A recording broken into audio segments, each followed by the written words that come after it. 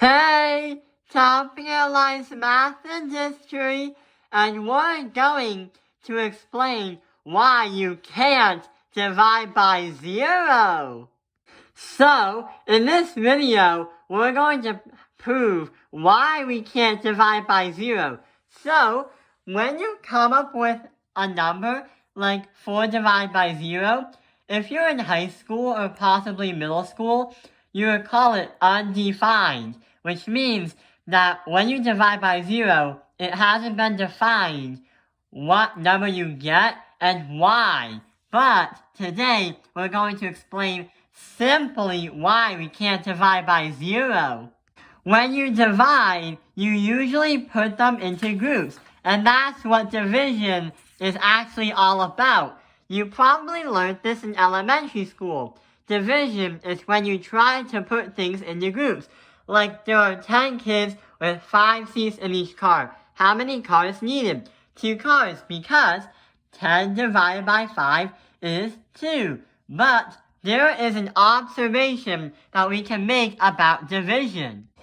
Let's insert 10 divide that by 2 is going to equal 5. Okay, but what happens if we do 10 divide that by 1? That is going to equal 10.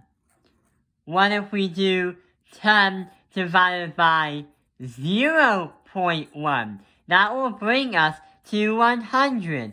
And 10 divide that by 0.01 is going to bring us to 1,000. So the observation we can make about division is every time we divide a big number by a much smaller number, it appears that every time that number that is closer to 0, then it means the number that we get is going to get larger. So why don't we assume that 10 divide that by 0 is actually going to be infinity. But there is one thing infinity is not the same about the other numbers. That infinity is actually not a number. It's a concept, which means that when you see this symbol, it represents a number that keeps going and going and going, and there's actually no biggest number. This is why many kids in their young years of school, when they say, what's the biggest number? And the answer is that there is no biggest number.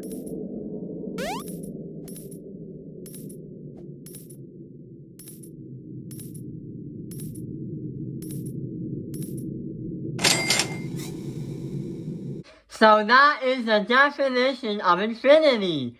We're going to have to take another look into multiplication, because that is our next step to find why we can't divide by 0.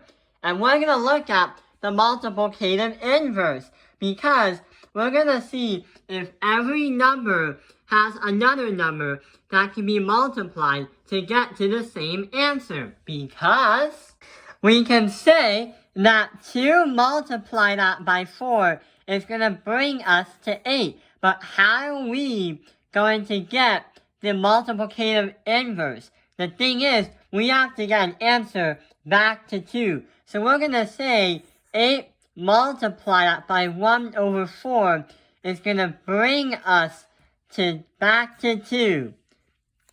Because if we turn these into a fraction and multiply, we get 8 over 4, and that will bring us back to 2.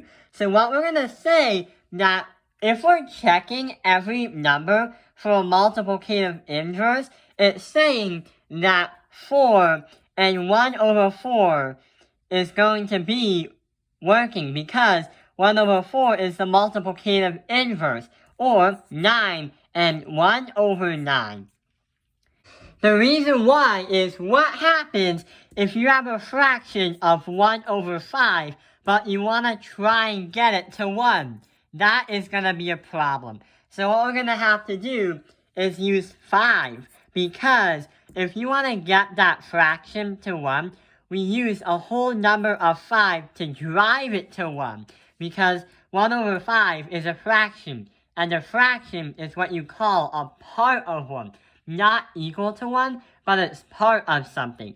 So if we multiply them together, we have to multiply side by side.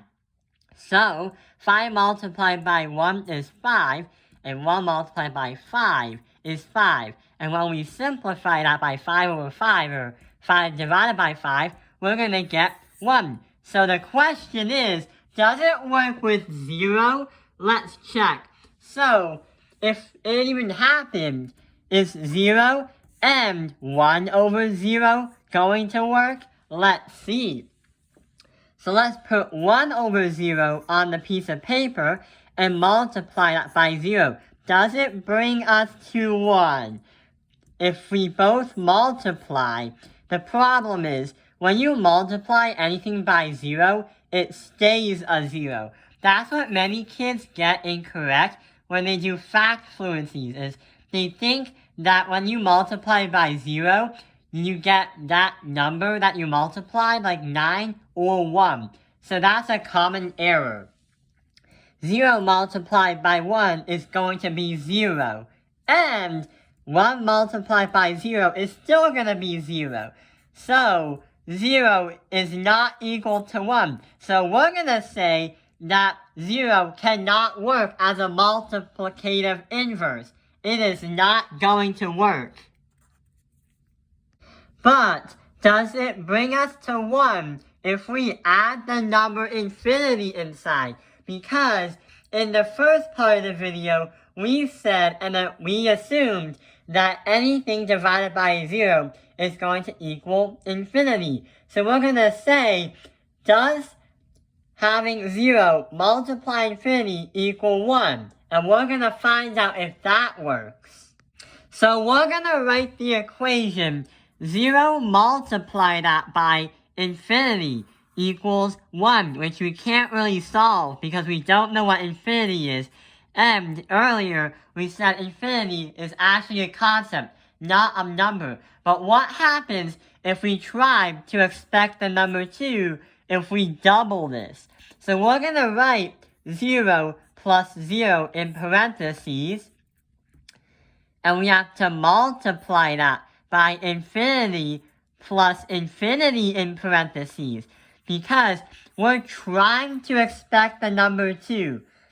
0 plus 0 is 0. Multiply that by infinity plus infinity is still infinity, because we don't know what it is, and number 2 is a concept. But wait, it equals 2? What just happened here? Because we stated that 0 times infinity is going to equal 1, but it also states that 0 times infinity is going to equal 2. What happens if we go back to 1 and triple the equation and see if that equals 1 and 2? So we're going to expecting the answer as a number 3. And we're going to say, in parentheses, 0 plus 0 plus 0, because we're tripling it, and we have to multiply that by parentheses, infinity plus infinity plus infinity. And when we do that, 0 plus 0 plus 0 is going to stay 0. Multiply by infinity plus infinity plus infinity, that's going to be infinity. And that's going to equal 3. So what it's clearly seeing, and what the pattern states, that 1 is going to be equal to 2, which is also going to be equal to 3. Let's see that in real life. So we put dice to represent the values of each number, and it looks like they are not equal. So in the real life version, 1 does not equal to 2, and is also not equal to 3. So that's why it's not going to work. And that's also why you can't divide by 0. So we just proved why we can't do that. And every time you try to have a different equation to represent a different number, like 1, 2, 3, when you simplify and combine like terms, you'll get the exact same equation over and over and over. No matter how many zeros there are, or how many infinities there are, it'll just get to the same exact equation, but get to different answers. So that's why it won't work. Thank you for watching Taoping Airlines Math Industry. Like and subscribe. And to end the video, let's see a stickman divide by 0 on a calculator.